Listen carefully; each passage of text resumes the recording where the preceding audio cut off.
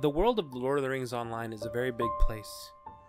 Through our questing, we may not always be able to spot every little thing that Standing Stone Games and Turbine have added. Because of this, I've started a series that will focus on them.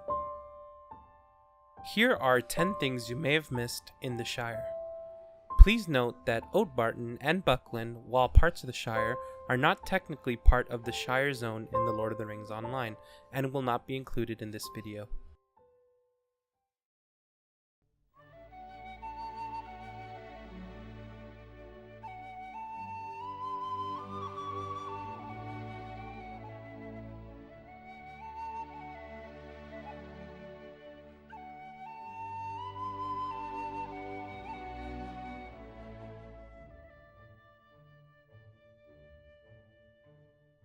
The statue located in the center of Delving, aside from serving as the Bounder's Bounty Memorial, is a tribute to the Fallohide brothers who founded the Shire, Marcho and Blanco.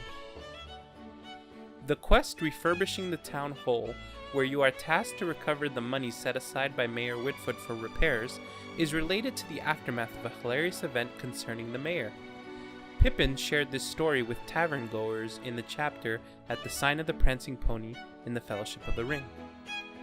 Pippin roused a good deal of laughter with an account of the collapse of the roof of the town hall in Delving. Will Whitfoot, the mayor, and the fattest hobbit in West Farthing, had been buried in chalk and came out like a floured dumpling.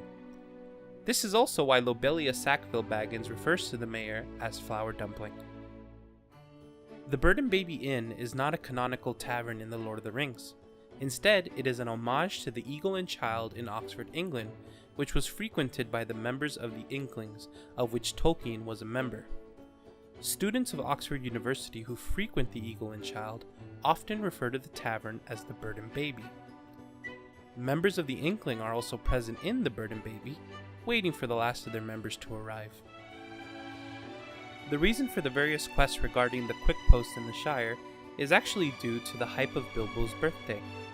In the chapter of the Fellowship of the Ring, A Long Expected Party, Tolkien wrote, "Before long, the invitations began pouring out, and the Hobbiton post office was blocked, and the Bywater post office was snowed under, and voluntary assistant postmen were called for. There was a constant stream of them going up the hill, carrying hundreds of polite variations on, 'Thank you, I shall certainly come.'" North of Bywater, there is an inconspicuous pond lined with little hobbit houses. Normally this would go without notice, but Samwise, upon Mount Doom, remembers this place fondly.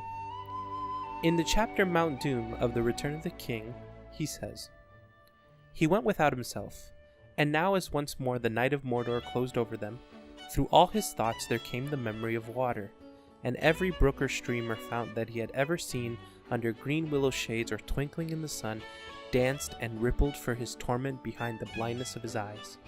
He felt the cool mud about his toes as he paddled in the pool at Bywater with Jolly Cotton and Tom and Nibs and their sister Rosie. But that was years ago," he sighed, "and far away. The way back, if there is one, goes past the mountain." The travelers, otherwise known as Frodo, Sam, Merry, and Pippin, would revisit this pond when they returned to the Shire, and they would find that the hobbit houses were no longer full of life, but instead abandoned and overgrown with weeds. An abandoned campfire and an elf named Orthier are located above Woodhall. As Frodo, Sam, and Pippin crossed the Shire to Buckland, they encountered Gildor Inglorian and his host of elves who were heading to the west. The hobbits and the elves rested together in this camp, as told in the chapter Three's Company in the Fellowship of the Ring. "For tonight we go to the woods on the hills above Woodhall. It is some miles, but you shall have rest at the end of it, and it will shorten your journey tomorrow." The statue in Broken Borings depicts the turning point of the Battle of the Greenfields, where Bandobras Bullroarer Took knocked the head of the goblin leader Golfimble clear off his head with a club, and invented the game of golf in the process. The various ruins scattered across the Bridgefields are from the ancient kingdom of Arthedain. The Shire was once a hunting ground for its kings. It had gone unused for a long time and was given to Marcho and Blanco to settle their people. Hobbits marched to Fornos to defend it on the king's command as a sign of loyalty for this act. The walking tree spotted by Samwise' uncle Hal Gamgee and featured in the quest Webcutter can be found in Lob's Grove north of Overhill. In the chapter Shadow of the Past in the Fellowship of the Ring, Sam recounts the tale. But what about these tree men, these giants as you might call them? They do say that one bigger than a tree was seen up away beyond the North Moors not long back. Who's they? My cousin Hal, for one. He works for Mr. Boffin at Overhill and goes up to the North Farthing for the hunting. He saw one. But this one was walking, I tell you, and there ain't no elm tree on the North Moors. As a side note, Barafon, who is the former content designer for Turbine, always liked to believe that this was an Ent-Wife. Someone should probably tell Treebeard.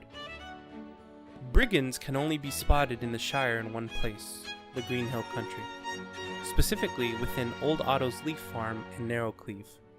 A leaf farm is a tobacco farm, and Narrowcleave is on the border of the South Farthing. Saruman's stores of food and pipeweed in Isengard came from the South Farthing, and this was a nod by Turbine at the growing menace in the Shire and of the eventual scouring. And that's my list of 10 things you may have missed in the Shire. There are so many more to mention. Is there one that you think I should have brought up? Go ahead and leave it in the comments and I'll check it out. See you soon.